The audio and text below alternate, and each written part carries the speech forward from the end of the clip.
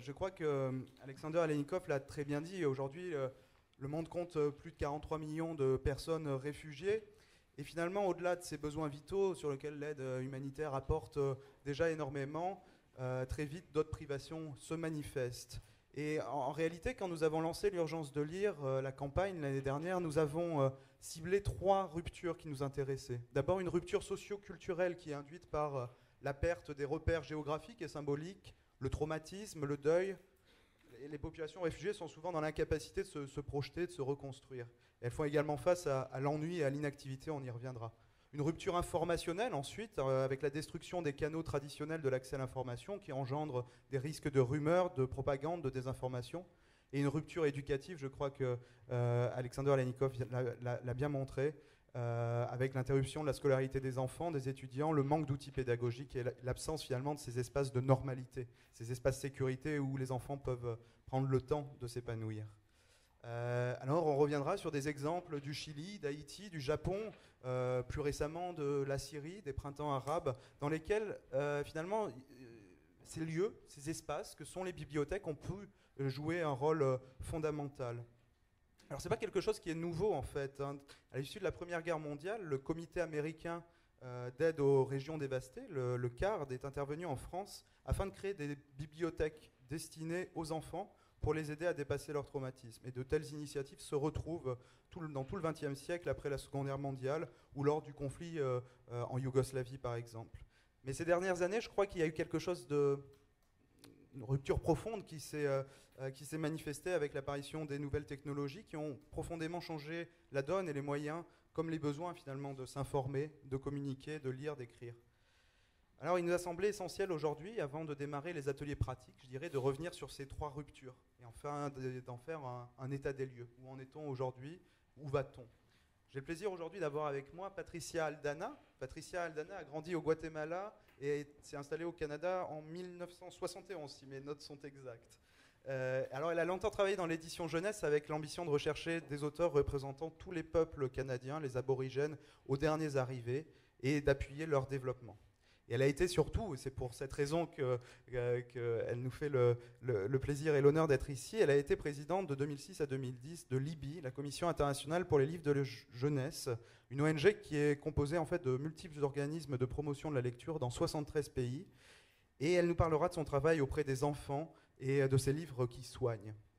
Maria Garrido, Maria est professeure à la faculté, je vais vous montrer parce que je ne crois pas que on vous est encore tout à fait identifié. À la faculté de l'information de l'université de Washington, ses recherches explorent la façon dont les individus au sein des communautés qui font face à des défis économiques et sociaux exploitent les moyens de communication pour promouvoir le changement social. L'essentiel de son travail se concentre sur l'appropriation des technologies dans des contextes de mouvements sociaux ou de migration internationale, et elle a récemment conduit une étude sur les bibliothèques chiliennes après le séisme de 2010 dont elle nous parlera tout à l'heure. Lucie Morillon, de l'autre côté de l'estrade, qui est directrice de la recherche à Reporters Sans Frontières.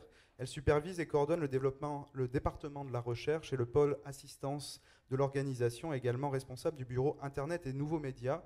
Elle reviendra plus particulièrement sur cette rupture informationnelle dont je viens de parler. Talbot, spécialiste de l'éducation en situation d'urgence, qui travaille auprès d'agences telles que l'UNICEF, le HCR, le NORAG et le réseau Open Society Foundations. Il est cofondateur et dirigeant actif du réseau Inter-agences pour l'éducation en situation d'urgence, INEE, et le Global Coalition to Protect Education from Attack. Jacqueline Strecker, enfin, spécialiste innovation et éducation au Commissariat des Nations Unies pour les Réfugiés.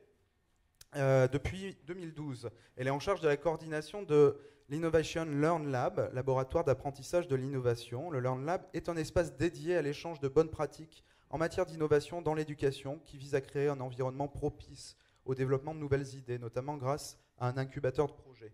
Alors Jacqueline, c'est justement vers vous que j'aimerais me tourner pour lancer cette discussion. Vous avez travaillé sur de nombreux terrains humanitaires ces dernières années et avez rejoint le siège du HCR assez récemment.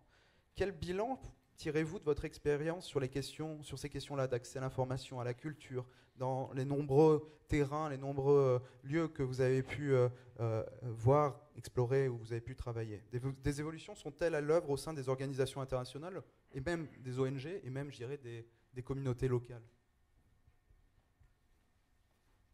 Merci. And I'd like to thank Jeremy and also Libraries Without Borders for this great opportunity to learn and share. And I'd like to take a moment to sort of reflect on not only the trends, but also the changes within the humanitarian sector. We've seen great evolution within the humanitarian field within the last couple of years. And one of the biggest changes has been the onset of new actors, which we can clearly see today. So originally, when we looked at years ago, the humanitarian assistance was dominated by a select group of international players who were often funded and located in high-income countries. But what we're seeing today is the fact that you've got a whole surge of new actors, which include diaspora populations, the private sector, writers, non-governmental organizations, both locally, regionally, and internationally. And these actors are playing a new and important role in how emergencies are being cared for. We're also seeing an increase in the role and activities of aid recipient governments who are flexing their capacities to also respond to these emergencies. And the onset of these new players is a hallmark of the evolutions within the humanitarian sector as it adapts and accommodates the new humanitarian and global information society. As was noted earlier today, the world is increasingly informed, connected, and self-reliant. Together with the rapid growth of technologies and global interconnectivity, we're seeing distinct changes in how aid is being delivered and also how people and organizations are acting in emergencies. There's also a lot of agency happening within the communities on the ground. One of the most predominant changes is the increasing demand for access to information, books, and cultural material. OCHA's recent 2013 report noted that we've entered into a network age of humanitarian assistance. One of the fundamental features of this network age is the desire for communication and to have access to books and cultural material, as well as technology. Coupled with the recognition that access to information is vital, is the acknowledgement that access requires certain human capacities. Organizations like UNHCR and many of its partners are trying to ensure that these fundamental skills are developed through the provision of quality education, but also lifelong learning programs, and that these are part of our emergency response. As Alex noted, education is vital not only at the onset of an emergency, but given the contemporary protracted nature of most conflicts, education that refugees receive is not just a stopgap, but actually their main shot at education overall. There is also acknowledgement that education must not be limited to children and to youth, but that there are significant gains, as was discussed this morning, to lifelong learning and reading programs. However, despite these recognitions, access to education is still significantly limited. And Alex mentioned the statistics, which show the huge gaps in not only education for children, but also lifelong learning programs and access to resources for adults. The good news is, coupled with the onset of new actors, the network age is affording new tools that, when used effectively, can contribute to increasing information and learning programs, as well as providing new ways of disseminating text. It's important to note, and I think many of the trends that we're seeing now are the lessons learned from early ICT for D and for education programs that have noted that while technologies hold tremendous potential, they are not the panacea for holistic solutions. I think all actors recognize that they must be carefully examined and all tools must be properly evaluated. We acknowledge that the adoption of technology is dependent on many different factors, and at times they can do more harm than good. But with these cautions acknowledged, UNHCR and many of the other actors that are present here have found innovative approaches for embracing the network age and being able to use these tools and resources to provide greater access to information, books, and cultural material. Some of the contributions that UNHCR have already mentioned include the use of the Community Technology Access Centers, the building and establishment of community libraries, But we're also looking at using more mobile labs so that we can actually bring these resources directly into the schools. There's been dramatic changes in the use of looking at cell phones and how they can be used to disseminate information, whether it be digital text or audio information. Cell phones, even when there's not network available, can also be used via Bluetooth to be able to flip content to one another. And we're seeing great surges of this taking place not only in the Arab Spring, but also throughout West Africa, where people are sharing music and audio files as well as texts. We're also working with a range of partners to ensure that not only international text, but also localized text are digitized and made available via e-readers and mobile phones. All of these programs are not about the technology, but more about providing access to reading and information, and enhancing and extending these learning opportunities for refugees and displaced communities. Overall, UNHCR and the newly formed UNHCR Innovation recognize that the humanitarian field is rapidly changing, and so too must the traditional humanitarian actors. UNHCR is doing this by embracing a three-pronged approach, by first amplifying innovative practice taking place in the field, connecting like-minded actors both inside and outside of the agency, and exploring knowledge and expertise that can assist in informing the new humanitarian agenda. It's for this reason that UNHCR is delighted to be here today and to learn from the other panelists, as well as from all of the participants here. Thank you. Thank you very much, Jackie. Alors, il y a quelque chose de particulièrement intéressant dans ce que vous dites, et je crois que c'est quelque chose qu'on va retrouver dans les 2 jours de ces discussions, c'est que finalement, ce n'est pas la technologie qui fait la différence, c'est ce qu'on met dedans et comment on l'adopte, comment on se l'approprie. Et je crois que cette dimension-là est au cœur du sujet. Alors, vous avez beaucoup parlé des enfants aussi, de l'éducation, et évidemment, les enfants sont toujours les premières victimes des crises humanitaires. Alors, je me tourne vers vous, Patricia, parce que je sais à quel point ce sujet vous tient particulièrement à cœur et à quel point vous avez dédié en fait votre vie quasiment à cette idée-là que les livres peuvent soigner, que les livres peuvent apporter du réconfort, mais aussi peuvent donner aux enfants la possibilité de se raconter, de dire leurs peurs, leurs angoisses, leurs traumatismes, mais aussi leurs espoirs. Est-ce que vous pouvez nous parler un petit peu de cette aventure au sein d'IBBY? Alors je crois que vous avez un PowerPoint, je vais le lancer, je le lance tout de suite. Bonjour, merci. C'est un honneur d'être ici avec vous, mais je vais parler en anglais parce que sinon je vais dépasser mon temps certainement. IBBY, I am the former president of IBBY and currently the president of the IBBY Foundation, is the international board on books for young people, and it was founded 60 years ago by Jelle Lepman, a German Jew who had fled to London at the start of the war and returned after the war with the American Army and found German children in a state of total isolation and ignorance and traumatized. And she began to build a collection of international books so that German children could learn about what they were seeing. What you're seeing behind us is I'm not going to talk about the specific IBBY projects, but you can see the extent of IBBY's work in the world. IBBY has now 77 national sections. In every country, IBBY is its own national section composed of people who live in that country, who work to bring children and books together. And we're also formal partners with IFLA and the Children's Library and Reading Sections. IBBY members in each country could be librarians, teachers, academics, publishers, authors, illustrators, and reading promoters.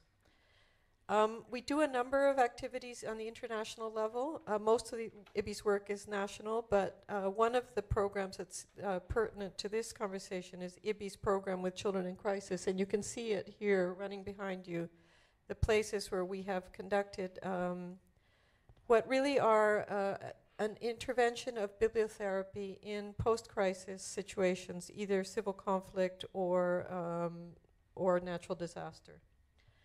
And we have learned, really we started doing this in the 90s, and I'll talk about that this afternoon, but we have learned a great deal, I think. We work we've been working in Gaza, Pakistan, Afghanistan, Aceh province, Venezuela, Haiti, Lebanon, Japan, Colombia.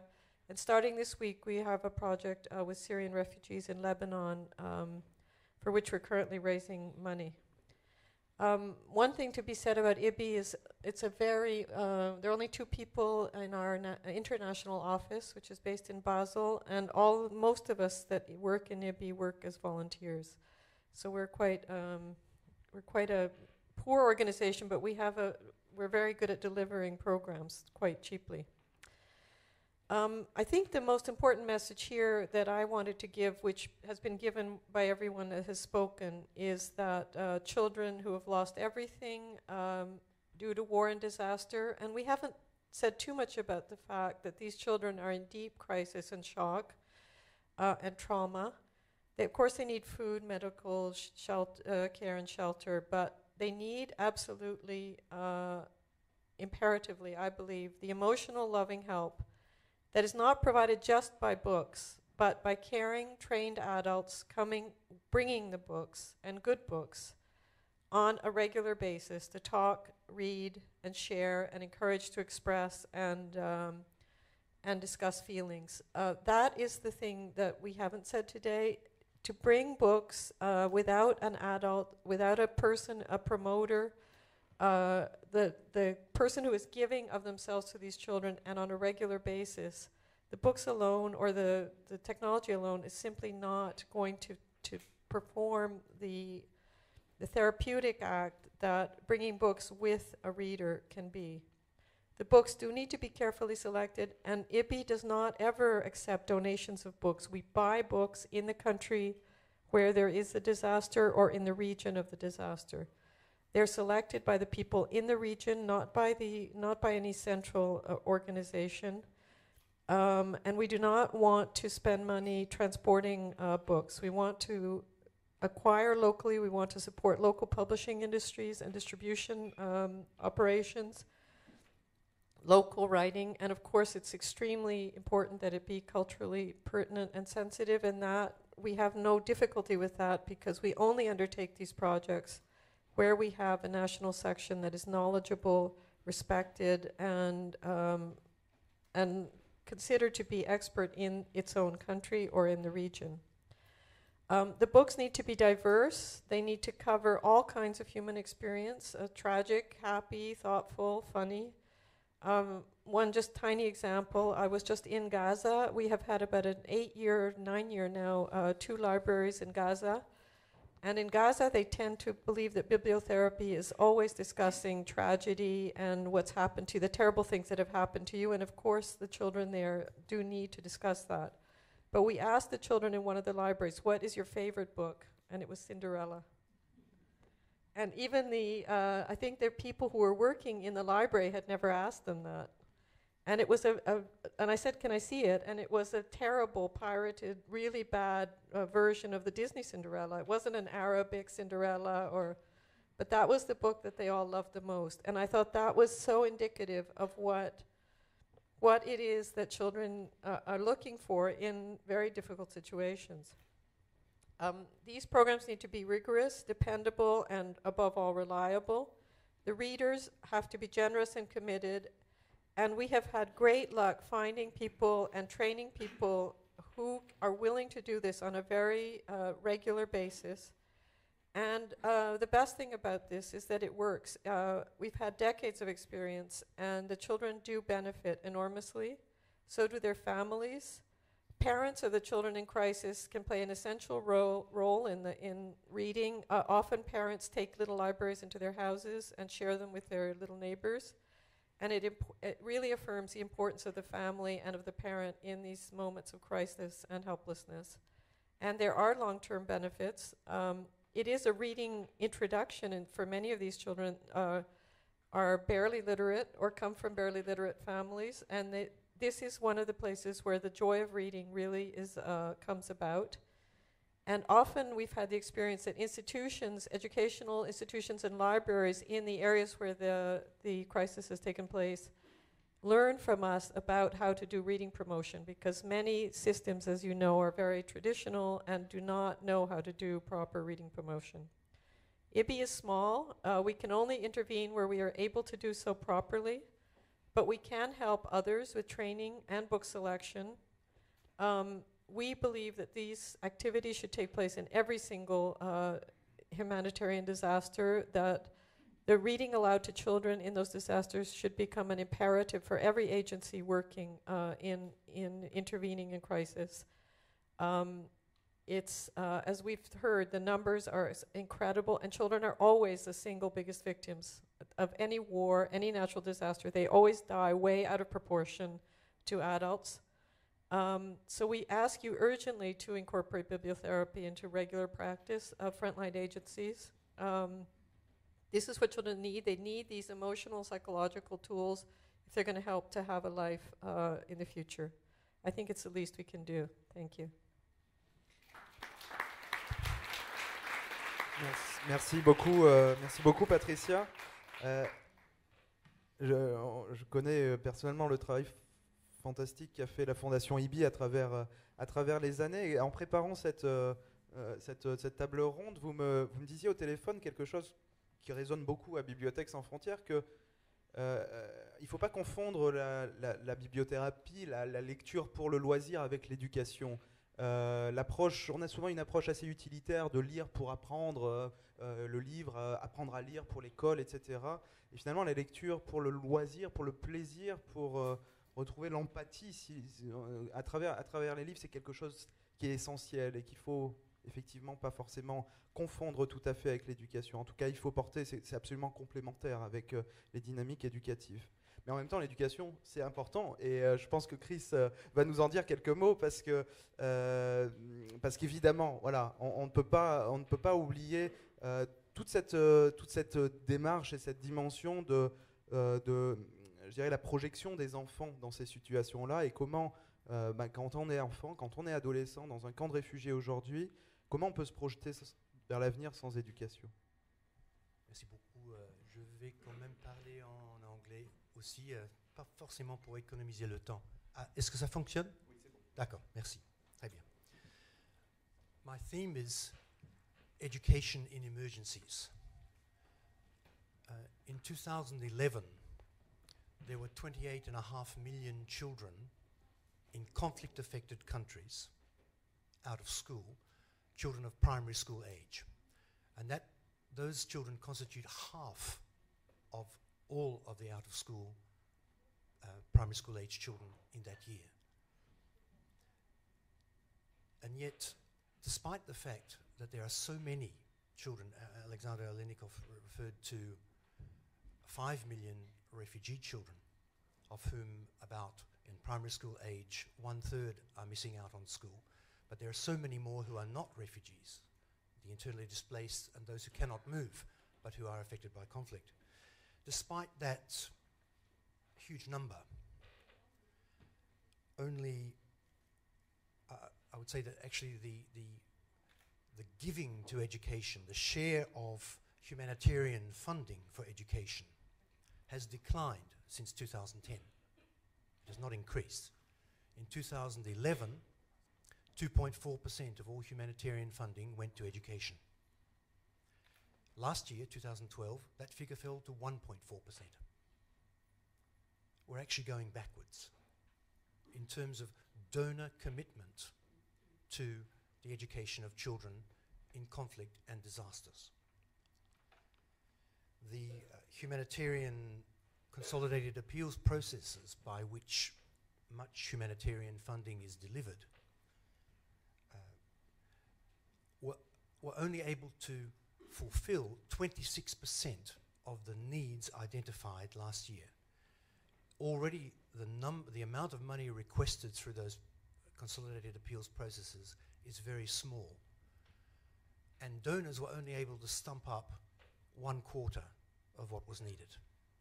The implication is that 3/4 of the needs are going unmet, of the identified needs. Don't talk about the needs we're not identifying. This is the background to what I'd like to present to you today. That in your work, in fostering reading, in fostering cultural awareness, and in fostering education in emergency situations, such as Libraries Without Borders is engaging in, there needs to be strong and effective evidence-based advocacy with donors so that all our efforts are not just one-off nice projects which have a little bit of an impact for a smallish number of people in a certain place. There needs to be a ramping up of the commitment by donors, by governments, even by agencies, even UN agencies, to the provision of high-quality education to children and young adults in emergencies. And I'd like to outline very quickly 7 arguments, 7 reasons why that is so important. And you will each, for each of your organizations, I think be able to relate, yes, my organization makes a difference in one of these 7 areas, perhaps in more than one. The first, and I think the most important, is the political argument. And this is the one in discussion I've had with senior officials in OCHA and in other places. Communities demand education for their children in emergencies. And when asked to prioritize among different services, refugee families and young people and displaced families and young people will very often say that education is more important than even apparently more life-saving services. There's growing evidence coming out of a number of studies, because this is an anecdotal observation by many, many humanitarian workers, that people surprisingly would prioritize education over health services or over shelter. And possibly that's because they feel that they can cope somehow, but they can't teach their own children, at least not officially. They can't educate their own children in a way that results in certification that can make that education useful. So the first argument, education is demanded by the communities, by the parents, and even by the older children. The second is the more abstract argument of human rights. Education is not just a right for those of us who live in safe, calm, stable places. Education is a right for all. The Convention on the Rights of the Child, Article 29. The Convention on the Status of Refugees, Article 22. The Geneva Conventions. They specify that education must be provided to all in all circumstances, and not only in easy times. The third, which has been raised already to a certain extent by Alexander and maybe a little bit by Jacqueline as well. Education can be a tool of protection for children and young people in crisis. If during a war or an earthquake or a flood, children and teenagers are not in school, where the hell are they? Well, they may be working, they may be just hanging out, and that exposes them to the risk of recruitment into all kinds of dangerous and sometimes illegal activities, starting with recruitment as child soldiers, moving on to prostitution, drugs, petty crime, all kinds of extremely harmful things. Now, I'm not saying that education is by itself a magic pill. Provide school and there'll be no protection problems. That's nonsense. First of all, there are conditions under which education must be provided in safety. If schools are attacked, if schools are actually the subject of armed attack, then they are not protective. And that's the subject of the work of many agencies, including some of those in this room, through the Global Coalition to Protect Education from Attack, a coalition that began in 2010. And a lot more attention is being paid now to the need to strengthen protection of schools from armed attack. But also, internally, schools need to be safe places to learn.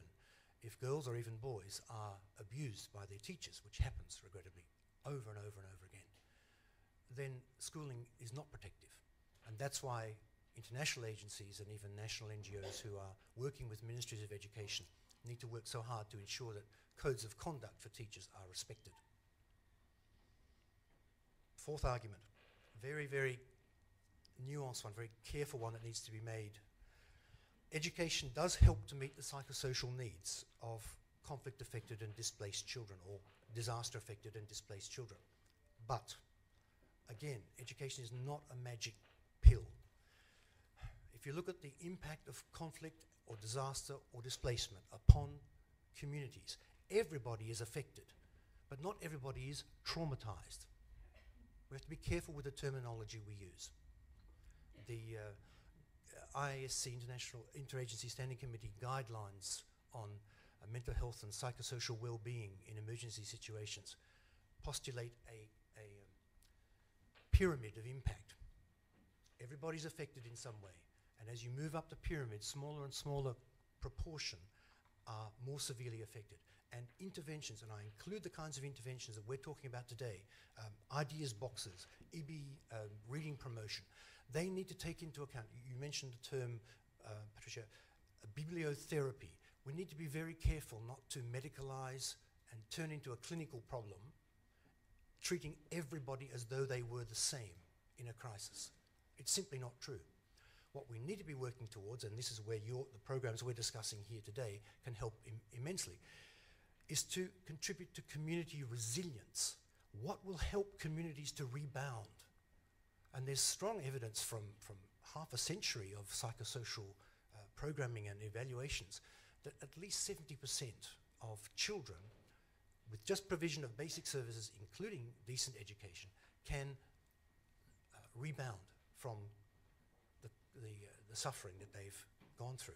Others need specialized interventions, more and more technically refined or delivered.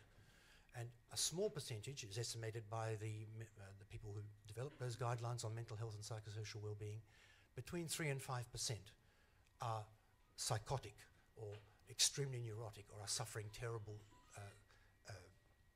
symptoms which need a certain type of specialized intervention. We need to be very careful in the programs we deliver that they're targeting the right kinds of needs in the right way. I'll move on. Just 3 more quick arguments.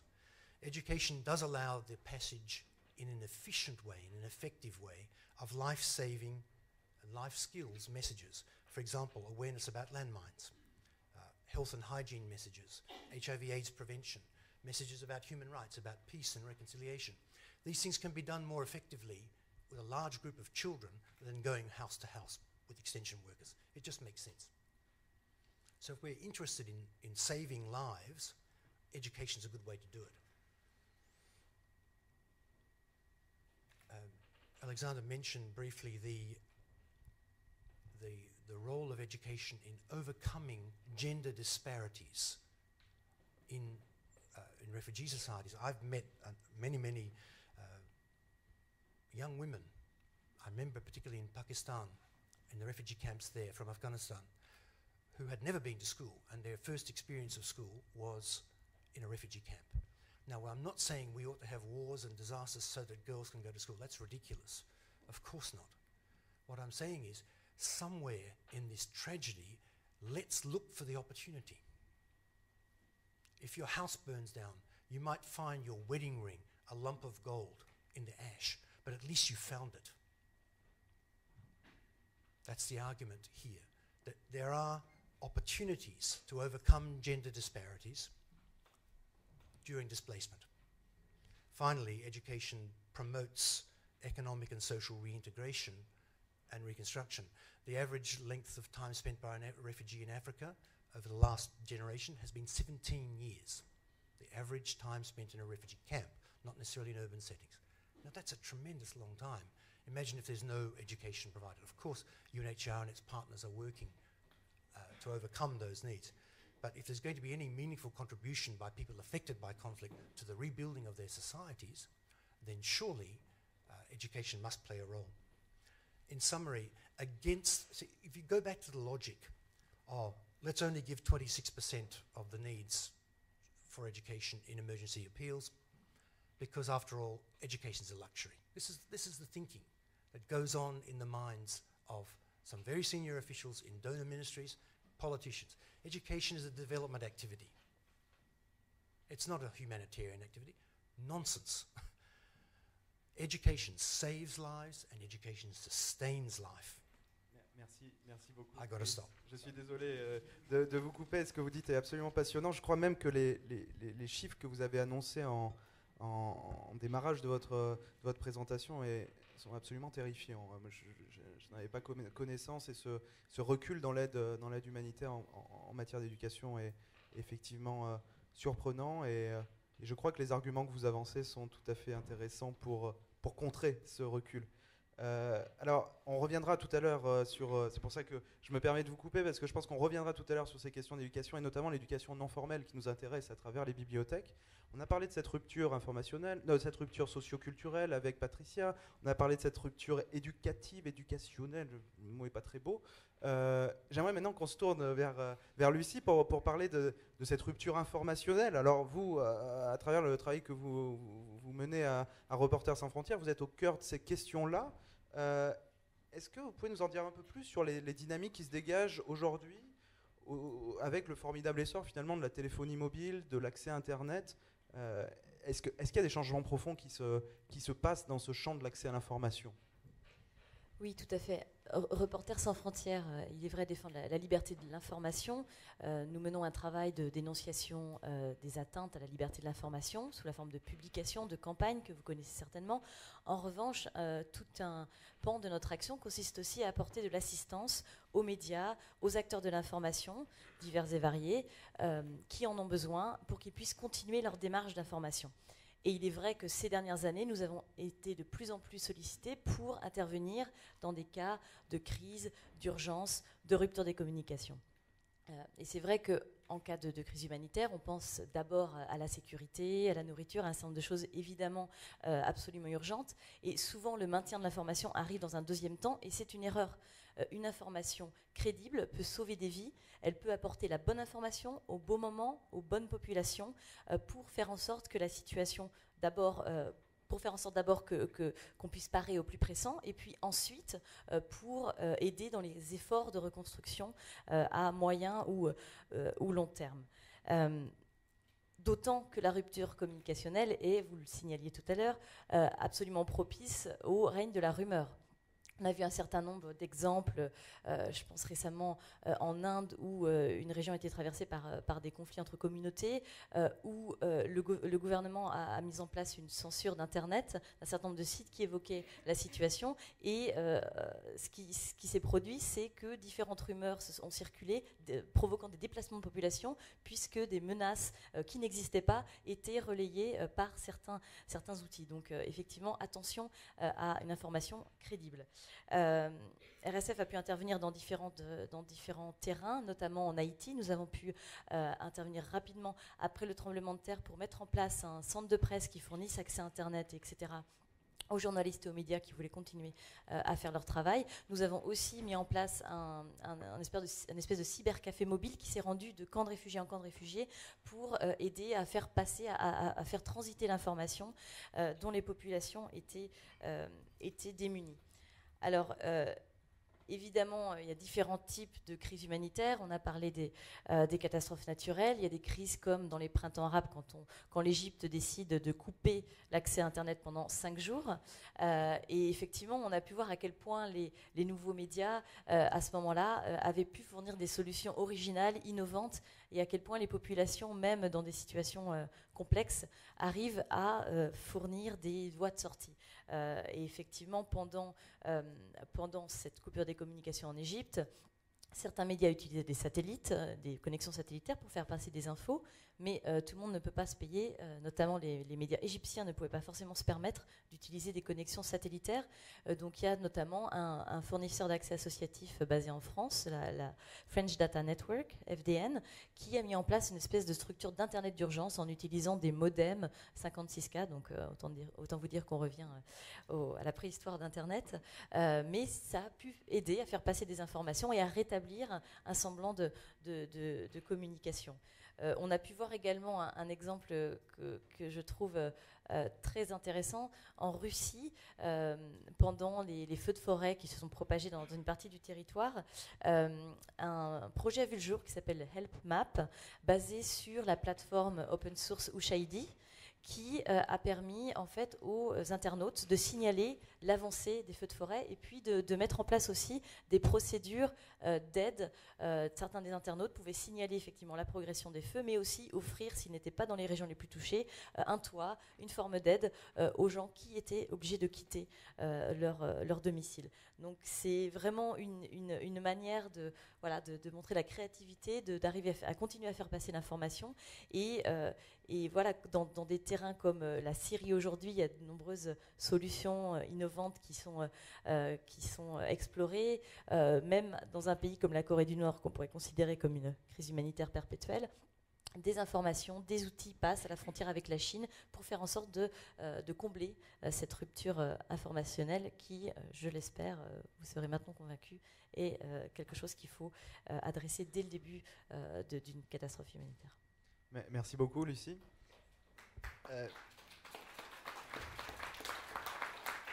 On va revenir beaucoup cet après-midi dans les ateliers sur ces questions justement de l'usage de ces nouvelles technologies pour faire changer, qui ont fait changer à la fois le travail des ONG, notamment par la collecte de ce qu'on appelle les data, ces fameuses données qui permettent de mieux cibler le travail des ONG. Et la question qu'on se pose souvent, nous, à Bibliothèques Sans Frontières, c'est comment tout ça, toutes ces informations redescendent aux populations. Et alors, ça me permet de faire une transition magnifique. Ça ne va pas vous surprendre, mais à Bibliothèques Sans Frontières, on a un certain tropisme pour les bibliothèques.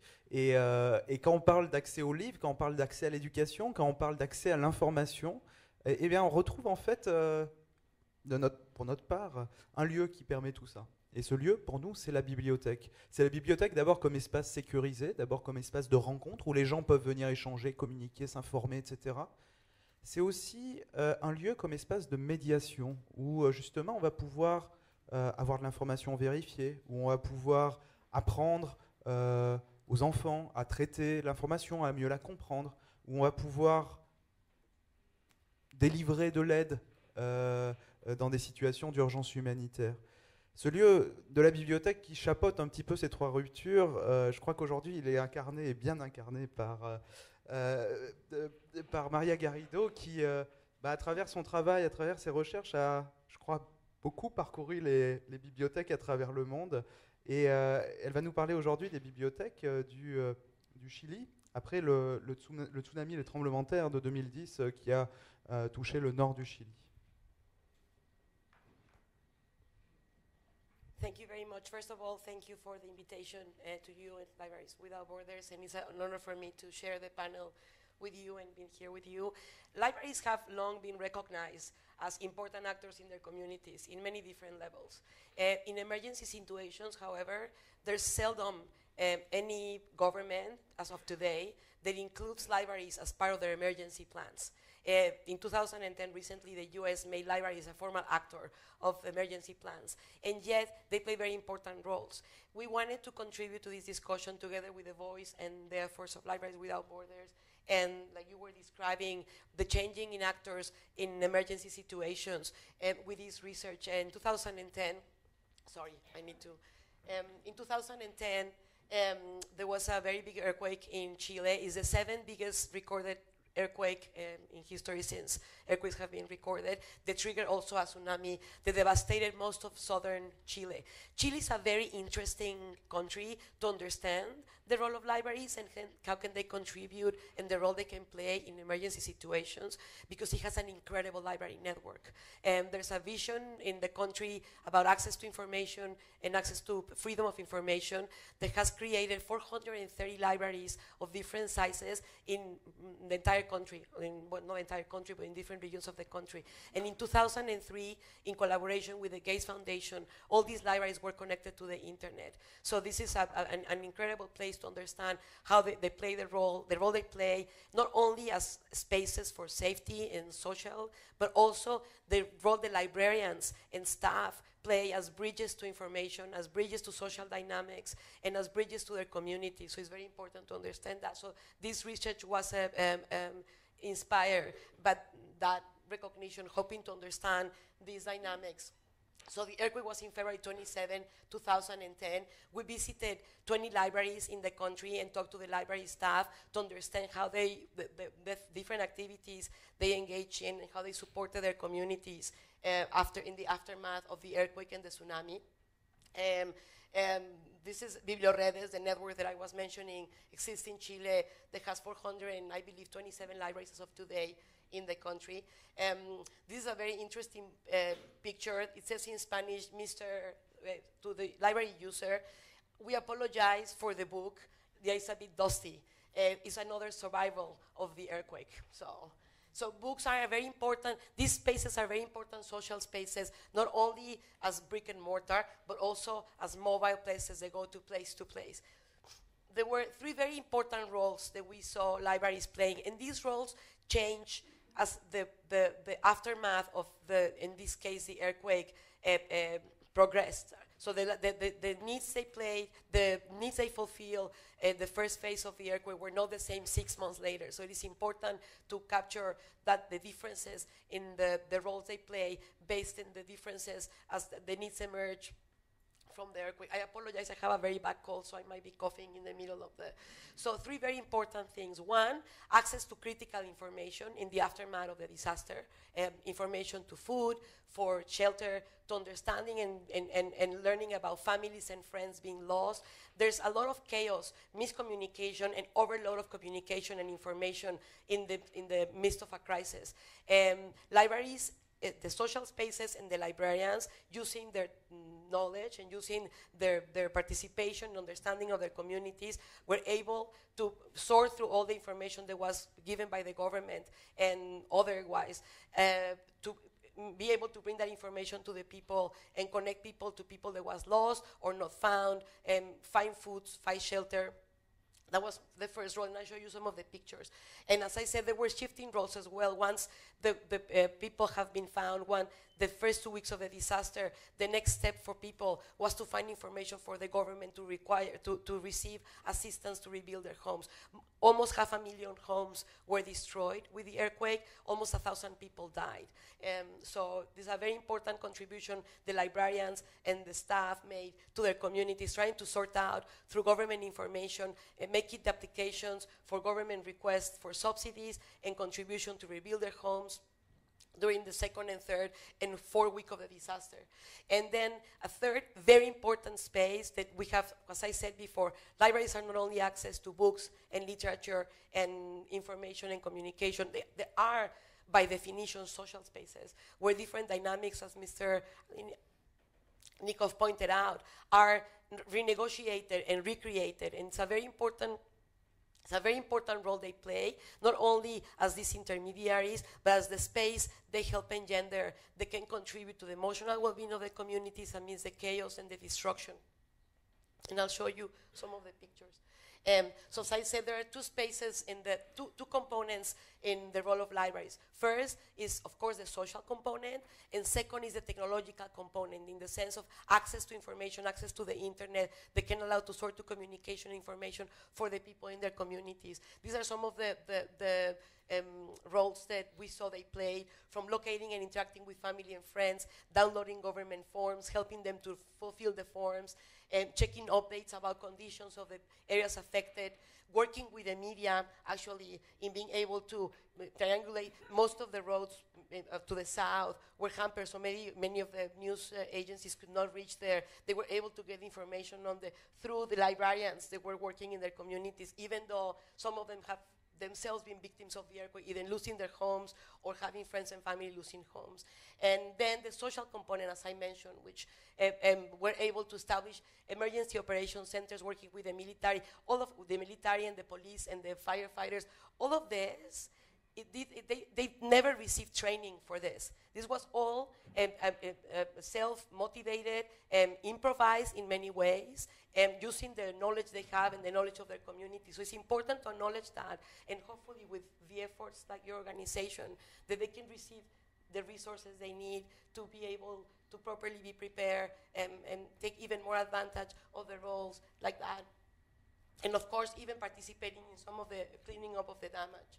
So these are some of the pictures that you see. And another important component that I mentioned, it has been mentioned here a lot, the libraries also provided spaces for kids to be able to read, play games in the internet, so to create not only a safe space, but a space of entertainment amidst the chaos and destruction that was surrounding them, to have an emotional component that could help them overcome this is another of the pictures that are helping them to fulfill government and insurance claims. This is another one of the libraries that opened during the earthquake to allow kids to check on Facebook and be able to play games, just to get their minds of what they had encountered outside. And the mobile library, as I said, is not only about brick and mortar libraries, also about the mobility of these social spaces that they can reach communities that are either remote or where the crisis has curtailed access to it. It's another one. And I try to go fast so there's chance for... Merci beaucoup, merci beaucoup. Alors, merci beaucoup pour cet exemple qui donne beaucoup de pistes pour réfléchir. Je crois que cet après-midi, Fred Gittner nous présentera l'incroyable travail réalisé par les bibliothèques du Queens après le passage de l'ouragan Katrina. On aura également un bibliothécaire qui vient du Mali, etc. Donc on va avoir beaucoup d'exemples de ce type-là, de comment les bibliothèques ont pu changer la vie des gens après une catastrophe ou dans un conflit.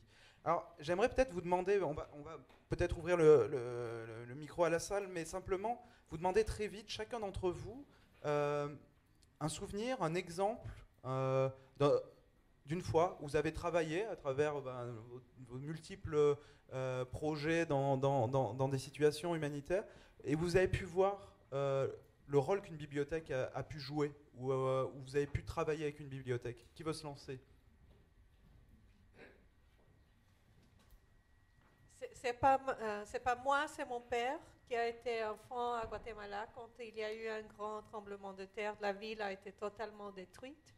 Il a dû aller avec ses frères et sœurs, ils ont perdu tout, à vivre avec leur grand-mère qui était dans le camp. Il n'y avait pas accès à rien, mais il y avait une très bonne bibliothèque scolaire. Et il a dû aller à travailler, il n'avait pas d'argent, et il s'est éduqué dans cette bibliothèque, lisant les livres qui étaient là. Il a fait tous ses examens tout seul. Il est allé à l'école de médecine, il est devenu médecin, il a fondé une université, il a été le chirurgien général de Guatemala. Et c'était la bibliothèque et la lecture qui a sauvé sa vie. Et il a été, très traumatisé. Ça, je veux pas dire qu'il a été une personne totalement bien dans sa tête, mais il a réussi à faire une vie très, très importante à cause des livres et de la bibliothèque et de la lecture. Donc pour moi, ça a été toujours la raison pour laquelle je crois que c'est tellement important d'avoir ces accès. Merci. Lucie, peut-être ? Oui, effectivement, ça a été mentionné plus tôt, les interactions entre médias, acteurs de l'information et bibliothèques, et ceux qui gravitent autour des bibliothèques sont assez courants, effectivement.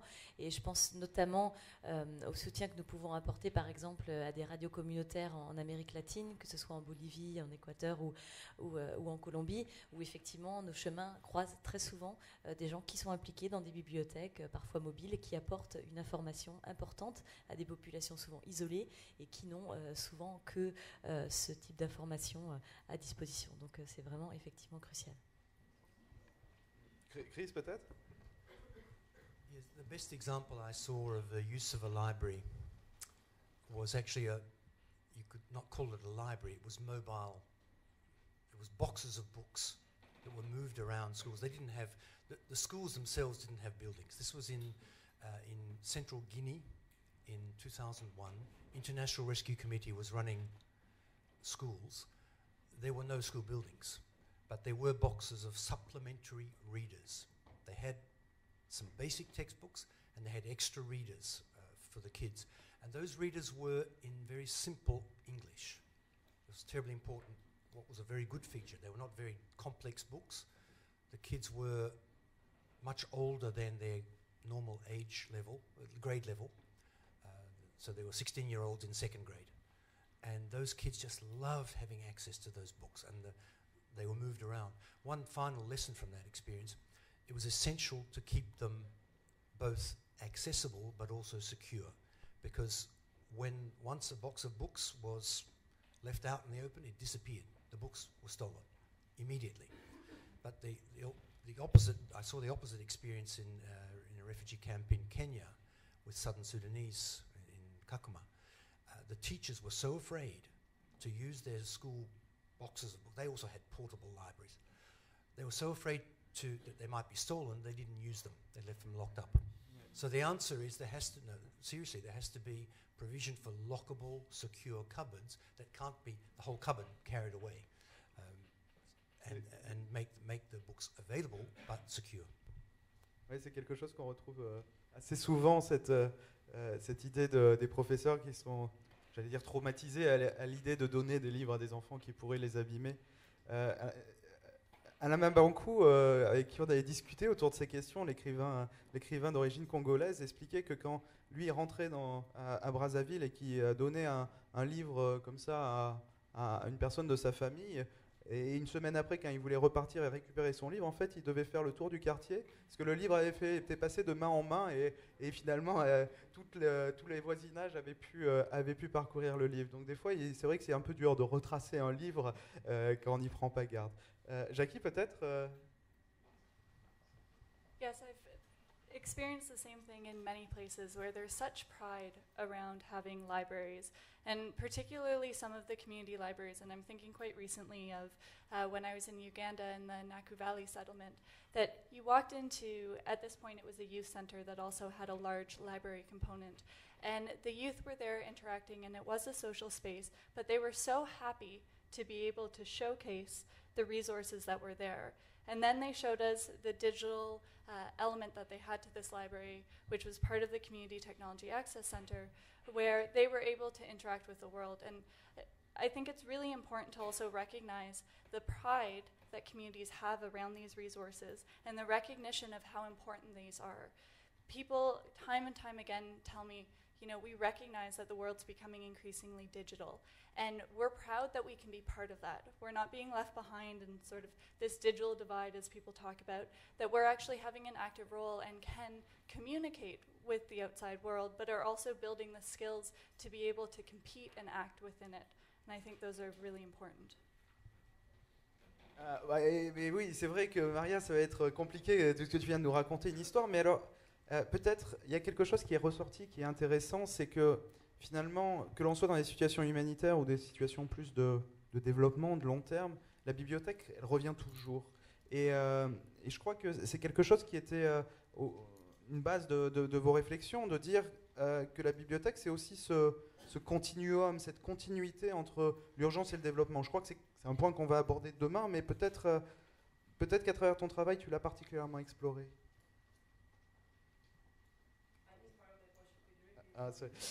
L'idée que la bibliothèque, ça peut jouer un rôle de continuité entre la situation d'urgence, d'anormalité et la situation de plus long terme de reconstruction et de développement. Yeah, absolutely. I think that we saw many, an example of everything. Okay. Oh.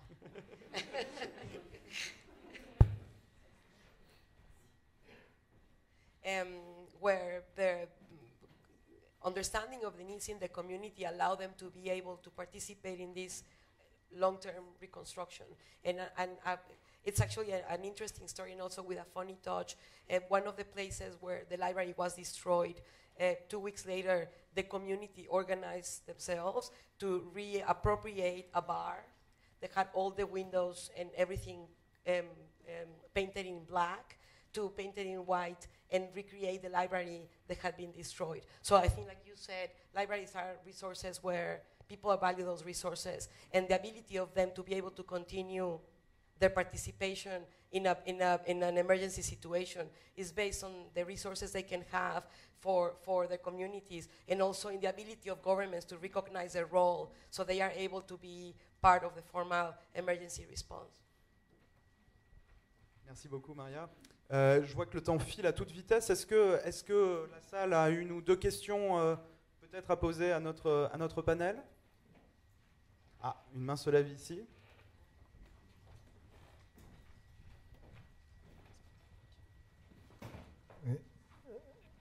I would like to thank you a lot, Chris Talbot, because I agree a lot with what you said. Mais du coup, j'avais une question à l'ensemble des participants.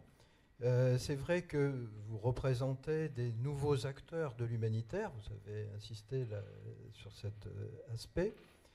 Et la question que je voulais poser, c'est notamment dans les situations d'urgence, comment ces nouveaux acteurs vont s'articuler avec les préexistants. C'est-à-dire, alors on connaît par exemple ce nouveau concept pour les petits-enfants de 0 à 5 ans, Early Childhood Care and Education, par exemple, qui est très, très employé actuellement, mais qui n'existe pas pour les plus grands, pour les adultes. Comment vous allez organiser est-ce que vous allez vous organiser verticalement en quelque sorte, ou alors en cross-cutting avec les autres partenaires? Et je pense que c'était intéressant vos 7 points, parce que justement vous donniez à la fois les limites et les potentialités d'articulation avec la protection, les problèmes de ségrégation de genre et les problèmes médicaux et psychologiques.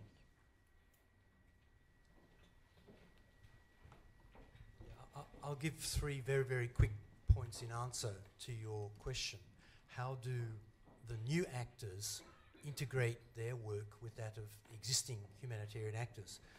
One is to do with coordination, the second is to do with scale, and the third is to do with networking. On coordination, in most emergencies that involve internally displaced people and natural disasters, there is a humanitarian cluster mechanism. And the kind of work you do fits perfectly with child protection in general, with education, possibly with health even. There, in fact, almost every technical sector. You folk need to be working with the cluster, the units that head up the global clusters to let your services be known, so that in the deep field where people might need your services, the message can be passed. The second is about scale. You have to be very careful. The refugee camp in Somalis in Dadaab that Alexander mentioned, there are nearly 500,000 refugees there. Are you going to provide a service that somehow meets a reasonable amount of that need? Maybe you can't, but you need to make sure that your work does not just help a tiny group who become something like an elite within that very dynamic and dangerous social setting. So the first is coordination, the second through clusters, or if it's refugees, UNHCR is normally the one coordinating the operation. So the second is scale, the third is networking, and at least in the area of education, I would strongly recommend that you have a look at the website of INEE, Interagency Network for Education in Emergencies, which is a tremendous magnifier of messages about the kinds of work you do would be deeply appreciated. So it's www.ineesite, INEESITE.org. And there you have 10,000 education and emergencies professionals who would be very interested to know about what you're doing. Just to complement, I think those are 3 really important points. I think there's also been a lot of recognition, as I said earlier, from organizations like UNHCR that we don't necessarily have all of the capacities to reach the people or the technical capacities as things begin to change. There's been huge shifts within education and education pedagogy and new approaches taking on play-based learning and the importance of early childhood education. And we recognize that we need to reach out and connect with other partners. And so INEE and the clusters are 2 great places from the education arena, but it's also about communicating your services and what's available so that we can work together, because there is great recognition that this has to be a collaboration and we need to work together. And that also goes with reporters and other organizations where there is such an overlap here when we look at access to information and communication and the effect that it can have within emergencies.